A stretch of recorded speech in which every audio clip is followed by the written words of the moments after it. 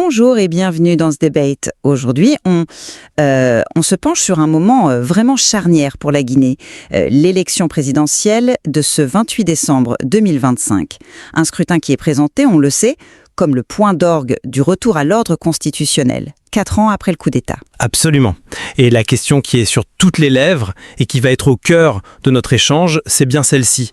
Est-ce qu'on assiste à une transition démocratique crédible, sécurisée, transparente? Ou est-ce que, au contraire, tout le contexte, la tension, les mesures d'exception ne viennent pas compromettre la légitimité et même la liberté du vote? C'est exactement ça. C'est tout le nœud du problème.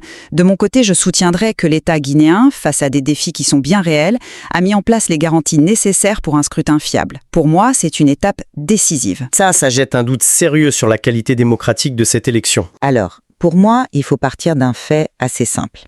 Cette élection, c'est l'aboutissement logique, nécessaire, de la transition. C'est la seule voie possible vers la stabilité. Et quand on regarde les préparatifs, objectivement, on voit une volonté de l'État d'assurer un vote intègre. D'abord, les faits, la sécurité. On parle d'un déploiement de plus de 11 600 agents de police sur tout le territoire national. C'est considérable.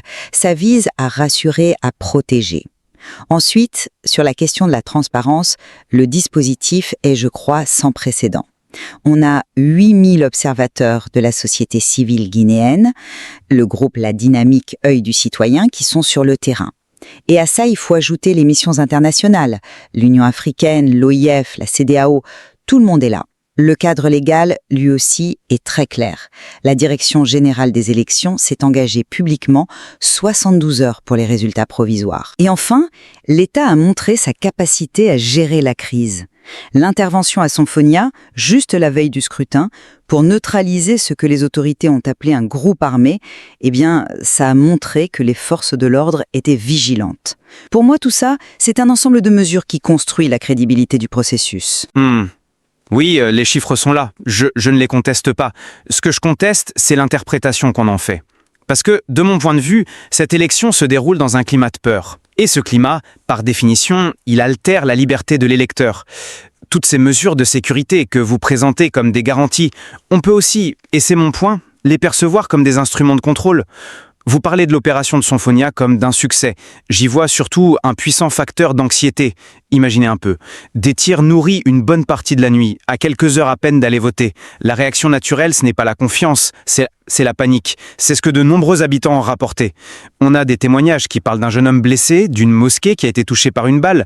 On est quand même loin de l'image d'une opération chirurgicale et maîtrisée. Et ce n'est qu'un élément. Il faut ajouter à ça la fermeture de toutes les frontières, terrestres, maritimes et aériennes, et l'interdiction de tout attroupement. Ces décisions, elles isolent le pays, elles suspendent des libertés fondamentales. D'ailleurs, je ne suis pas le seul à être inquiet. L'ONU a publiquement mis en garde contre, je cite, les pressions et abus à la veille du scrutin. Et quand le président sortant, Mamadi Doumbouya, en appelle à l'armée pour faire barrage à toute tentative de sabotage, l'image d'une démocratie apaisée, elle s'effrite sérieusement. Je comprends cette lecture des événements de Sonfonia, bien sûr, mais on peut aussi voir les choses différemment. L'objectif, ce n'était pas d'instaurer la peur, c'était au contraire de la neutraliser. C'était une démonstration de force, oui, mais une démonstration nécessaire pour protéger le vote. Le général Bala Samoura a communiqué très vite sur le démantèlement de ce groupe. C'est une action préventive. C'est un message envoyé aux électeurs qui dit « Votez tranquillement, l'État veille et il est capable d'écarter les menaces ». C'est un signe de compétence, pas d'intimidation. Quelle aurait été l'alternative, honnêtement? Ne rien faire? Risquer un attentat le jour du vote? Là, l'impact sur la confiance aurait été bien plus dévastateur. Mais l'impact psychologique, il est indéniable. D'accord, sur le plan stratégique, on nous présente ça comme une réussite. Mais comment est-ce que l'État gère la perception du citoyen? Lui, il n'analyse pas la stratégie. Il entend des tirs près de chez lui. Est-ce qu'il n'y a pas un risque que le remède soit pire que le mal en termes de climat de confiance? Le simple fait qu'un groupe armé ait pu s'organiser au cœur même de Conakry, au point de nécessiter une telle intervention, ça, en soi, c'est une source d'inquiétude. Ça contredit l'idée d'un environnement totalement sous contrôle. Ça suggère plutôt que la situation est volatile. Et Et l'intervention, eh bien, c'en est la preuve violente et bruyante. Mais la volatilité, elle est inhérente à toute période de transition de ce type. Aucune nation n'est totalement à l'abri de menaces, surtout à un moment aussi crucial. La question, ce n'est pas l'absence de menaces, c'est la capacité de l'État à y répondre. Et là, la réponse a été rapide, elle a été ciblée, elle a été efficace. Et ça m'amène d'ailleurs aux autres mesures que vous critiquez. La fermeture des frontières, par exemple. C'est une mesure préventive, classique. C'est presque un standard dans la région lors d'élections jugées sensibles. Le but, c'est d'empêcher toute déstabilisation qui viendrait de l'extérieur. Le déploiement policier massif a un objectif simple, protéger les bureaux de vote, protéger les urnes et protéger les citoyens. Il ne s'agit pas de contraindre, mais bien de permettre à chacun de voter en sécurité. Pour moi, face aux enjeux, ces mesures sont tout à fait proportionnées. Proportionné. Là, je ne suis pas convaincu.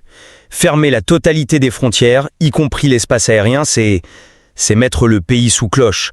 On ne parle pas d'une simple surveillance renforcée, on parle d'un isolement complet. Comment peut-on parler de fête de la démocratie quand la capitale a des allures de camp retranché et que le pays est coupé du monde ? Pour moi, ça va bien au-delà de la simple protection. C'est une démonstration de force qui envoie un message très clair sur qui contrôle la situation. Et même si ce n'est pas intentionnel, ça influence l'atmosphère du vote. C'est précisément ce type de contexte qui nourrit les craintes de coercition exprimées par les Nations Unies. La question, c'est où se termine la protection et où commence l'intimidation ?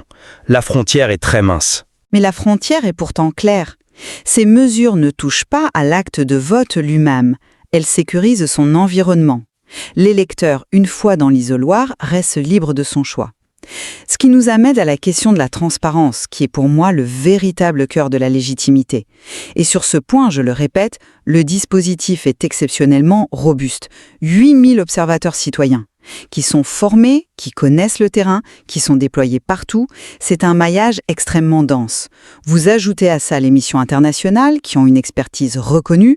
Le processus de remontée et de publication des résultats est, lui, encadré par des règles claires communiquées à l'avance par la DGE et la HAC. On a un calendrier, on a des superviseurs indépendants. Les règles du jeu sont connues de tous. C'est la définition même d'un processus dont on peut vérifier l'intégrité. On est d'accord, la présence d'observateurs est une condition nécessaire, mais est-ce qu'elle est suffisante ? C'est ça toute la question. Leur efficacité, elle dépend entièrement du contexte. Dans une atmosphère de présence sécuritaire massive, avec des restrictions de mouvement, leur capacité à tout voir, à parler à tout le monde, à rapporter les incidents sans pression, elle peut être limitée. Des observateurs peuvent compter les bulletins de manière impeccable, mais est-ce qu'ils peuvent mesurer le poids de l'autocensure chez un électeur qui doit passer 3 barrages de police pour aller voter ? Peuvent-ils évaluer l'impact d'un débat public atone ? C'est là qu'intervient cette formule, que j'ai trouvée très juste, d'un éditorialiste qui a parlé d'une démocratie sans frisson. C'est une jolie formule littéraire, mais concrètement, ça veut dire quoi ? Que l'élection n'est pas assez passionnante. Le rôle de l'État, ce n'est pas d'organiser un spectacle, c'est d'assurer un vote ordonné et juste. Le frisson démocratique, si vous voulez, il relève de la responsabilité des acteurs politiques, des candidats. Justement, c'est là tout le point. Le frisson ne vient pas du spectacle, il vient de l'incertitude, de la compétition réelle, du sentiment que plusieurs issues sont possibles. Or, cette campagne a été complètement dominée par les questions sécuritaires au détriment du débat d'idées. Le climat que nous décrivons, la peur, les restrictions, a un effet direct sur la vitalité de la compétition politique. Ça peut décourager les meetings de l'opposition, limiter la critique dans les médias, et finalement, ça peut laisser l'impression que le jeu est joué d'avance. La transparence, ça ne se limite pas au dépouillement des bulletins, ça englobe aussi la qualité du débat en amont.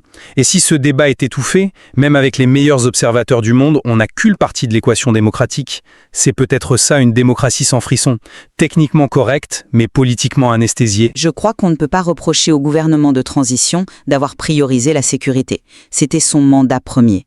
Stabiliser le pays pour permettre ce retour à l'ordre constitutionnel. Assurer que le vote puisse avoir lieu sans violence majeure, c'est déjà en soi une victoire dans le contexte guinéen et même régional. Le reste, La vitalité du débat, ça appartient aux acteurs politiques.